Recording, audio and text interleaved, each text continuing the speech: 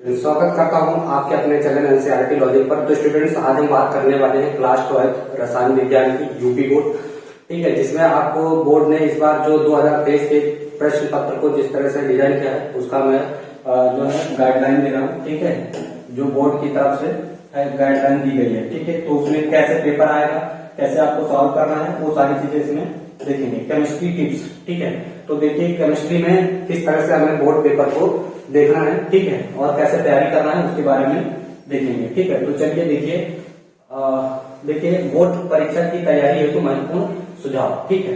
तो रसायन विज्ञान इंटरमीडिएट, ठीक है, यूपी बोर्ड के लिए।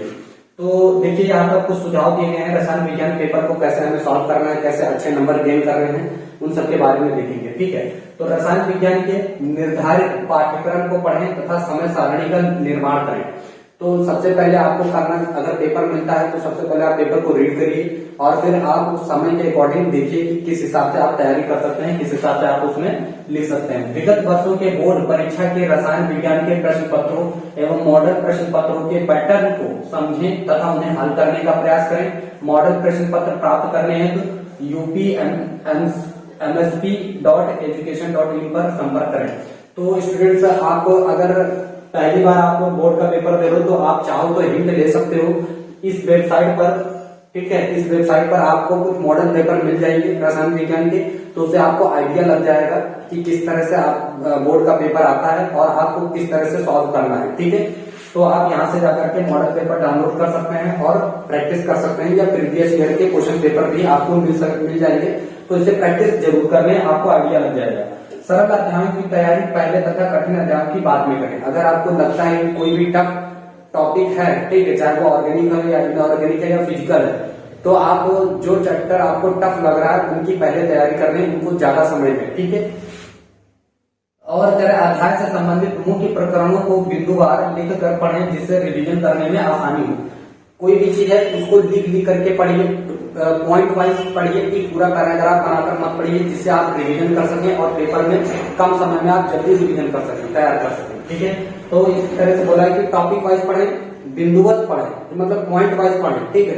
बहुत ज्यादा पैराग्राफ लिखने की जरूरत नहीं, पॉइंट पॉइंट बना करके पढ़ें, ठीक। अध्याय से संबंधित मुख्य प्रकरणों को फ्लो चार्ट बनाकर याद करें तो ज्यादा सही रहेगा, ठीक। आप इस तरह से फ्लो चार्ट बना लें, ये जरूरी है, ठीक है। अगर आप पेपर में भी ऐसे लिखते हो तो आपको बहुत अच्छे नंबर मिलेंगे, ठीक है, क्योंकि एग्जामिनर भी नहीं चाहता कि उसको बहुत ज्यादा बोरिंग लगे कुछ चीज, ठीक है। तो इस तरह से बना करके एक्सप्लेन कर सकते हैं तो बहुत अच्छी बात है, ठीक। तो इसी तरह से आपको पढ़ना भी, जैसे क्रिस्टलीय ठोसों का वर्गीकरण, तो इसमें देखिए जैसे कौन कौन से होते हैं, आणविक ठोस होते हैं, आयनिक ठोस होते हैं, धात्विक ठोस होते हैं, संयोजक अथवा नेटवर्क ठोस होते हैं, ठीक है। तो इस तरह से आप एक फ्लो चार्ट बना लें किसी भी टॉपिक का, किसी भी चैप्टर का, ठीक है, और उसको इस तरह से एक्सप्लेन करें तो बहुत ज्यादा सही रहेगा, ठीक।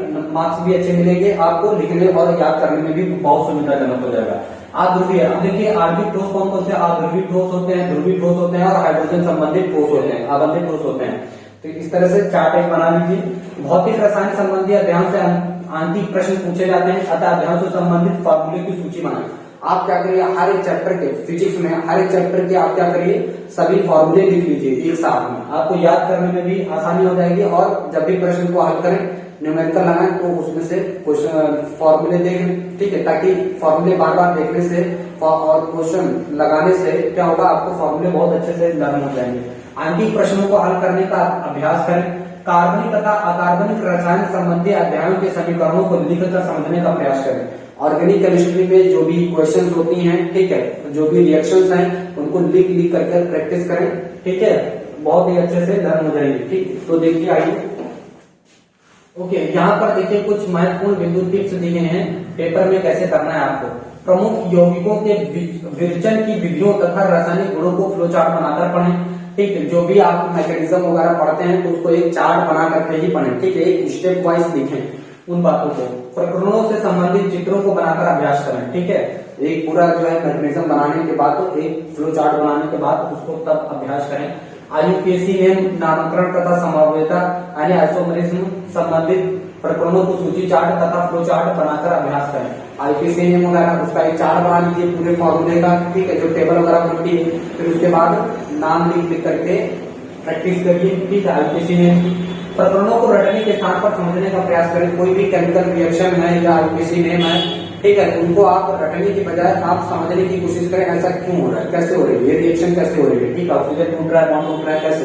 तो आप इस चीज को आप लिख करके समझ कर ये सारी चीजें करें, उसका कैसे जो है रिएक्शन करना है। परीक्षा देते समय सर्वप्रथम प्रश्न पत्र को ध्यान पूर्वक पढ़ें।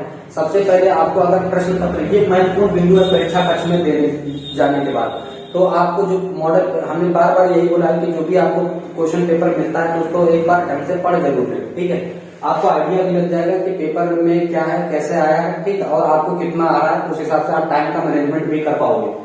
परीक्षा में आंतरिक प्रश्नों को हल करते समय प्रयोग किए जाने वाले सूत्र, प्रतीक, इकाई इत्यादि अवश्य रखें, ठीक है। जो भी फॉर्मूले हैं, ठीक है, जो भी सिंबल हैं, उनको बहुत ही अच्छे से आपको लिखना है, ठीक है, साफ साफ लिखना है ताकि चीजें समझ में आए, ठीक। उत्तर पुस्तिका में रासायनिक समीकरण लिखते समय ध्यान दें कि वह संतुलित हो तथा ताप, दाब, उत्प्रेरक, वर्धक आदि का उल्लेख अवश्य करें। देखिए, जैसे कोई भी केमिकल रिएक्शन लिखा, जैसे आपने ये केमिकल रिएक्शन लिखा, ठीक है, ये आपने केमिकल रिएक्शन लिखा यहाँ पे H2 + O2 गिव्स आउट, ठीक। तो यहाँ पर देखिए ये है क्या, ये क्या है, हाइड्रोजन है, गैस होती है, आप जी लिख रहे हैं, ऑक्सीजन गैस है तो आप जी लिख रहे हैं, H2O बना, ये क्या बना, लिक्विड, ठीक है, तो लिक्विड बना है तो इसका भी आप ध्यान दें, यहाँ पर लिक्विड लिख दें और इस टाइप से।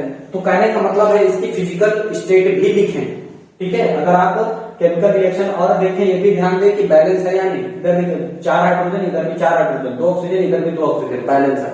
तो इस रिएक्शन लिखते समय इन चीजों का जरूर ध्यान दें, ठीक है, कि वो बैलेंस है, उसकी फिजिकल स्टेट लिखिए, ठीक है।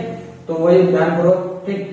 उत्तर पुस्तिका में रासायनिक समीकरण लिखते समय ध्यान देने की वह संतुलित हो तथा दाब, ताप, उत्प्रेरक, वर्धक सब जरूर लिखें। उत्तर पुस्तिका में सुंदर तथा स्पष्ट सुलेख से उत्तरों को लिखें। जो भी आप लिख रहे हो उनको बहुत ही साफ सुथरा लिखना है, ठीक। शीर्षकों को लिखने के लिए काले तथा नीले स्केच पेन का प्रयोग करें। आप जो भी हेडिंग डालते हैं, ठीक, हेडिंग के लिए आप नीले तथा काले स्केच पेन का यूज कर सकते हैं, ठीक है। चित्र बनाने तथा नामांकन है तो रंगीन पेंसिल का प्रयोग करें। आप क्या कर सकते हैं, रंगीन पेंसिल का भी प्रयोग कर सकते हैं चित्र बनाने के लिए, उन्हें नामांकित करने के लिए। जो भी आपने फिगर बनाया है उसको अगर नॉमेनक्लेचर करना है तो आप क्या कर सकते हैं, रंगीन पेंसिल का भी प्रयोग कर सकते हैं। सर्वप्रथम प्रश्नों को हल करें, तत्पश्चात कठिन प्रश्नों को करें। पहले जो आपको सरल लग रहे हैं, जो आपको आ रहे हैं अच्छे से, उनको सबसे पहले करें, कठिन वाले बाद में करें, ताकि आपका समय भी बच सके और कॉपी भी गंदी ना हो, ठीक है। प्रश्नों के प्रकार के आधार पर उत्तर लिखें। जैसा जो भी प्रश्न में आपसे पूछा गया उतना ही लिखें, बहुत ज्यादा एक्स्ट्रा लिखने की जरूरत नहीं है, ठीक है।